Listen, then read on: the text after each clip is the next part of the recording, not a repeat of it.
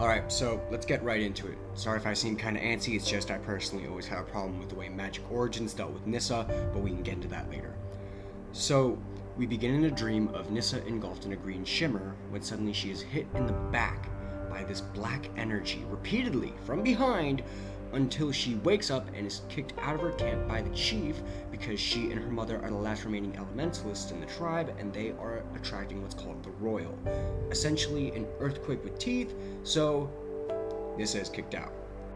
Now that Nissa is out on her own with her own bow and sword staff, she has had time to think about her dreams and how they've tortured her, when suddenly the shimmer appears to her and she realizes that is actually the soul of Zendikar itself, making itself known to her, and it gave her a vision of something within the plane, the Eldrazi, when suddenly her friend Mazik appears and they set out to relieve the plane of its pain. The soul guided them through the land until they were ambushed by vampires, and Nissa saves her friend Mazik by summoning elementals. That's when the Royal happened.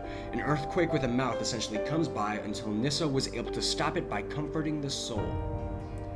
It was in pain. It was not an alien force as the chief had thought. Well, it was a different alien force, but we'll get into that later.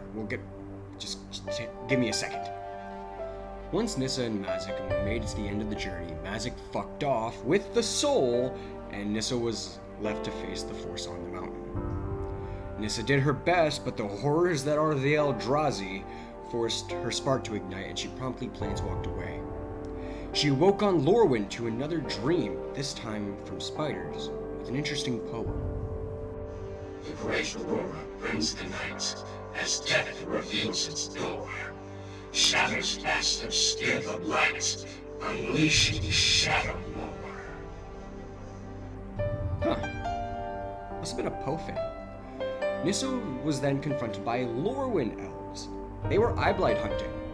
They accepted her as one of their own, and when one of them killed a boggart, despite Nissa's protest, everyone flipped shit. And that's when suddenly Shadowmoor comes, and they offer her to stay, and she would experiment with black mana. She was interested, but left for Zendikar. Okay, so before I go over the themes for home, I have some things I want to get off my chest. Nissa's new origin annoys the absolute piss out of me. Alright, so characters are supposed to be well-defined and easy to relate to, while also being flawed. This version of Nissa is neither.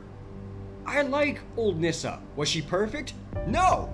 Her character was still kinda shoddy because she was racist. Not even racist is the correct word, because she didn't like vampires, which made sense because in Zendikar block the vampires worshipped who? The Eldrazi! Also, Nissa wasn't scared when she went to Lorwyn. She experimented with black mana, whereas here she just runs away. She didn't need Shadowmoor to do it either because the elves used black mana themselves. She was interesting and complex. It's a slap in the face to a person who actually enjoys flawed characters, not cookie-cutter hippies. Anyway, that's just my bit on it. If you agree with me, discuss it in the comments. Now, the themes of the story do seem to point towards a bit of Greek myth in general with the dreams.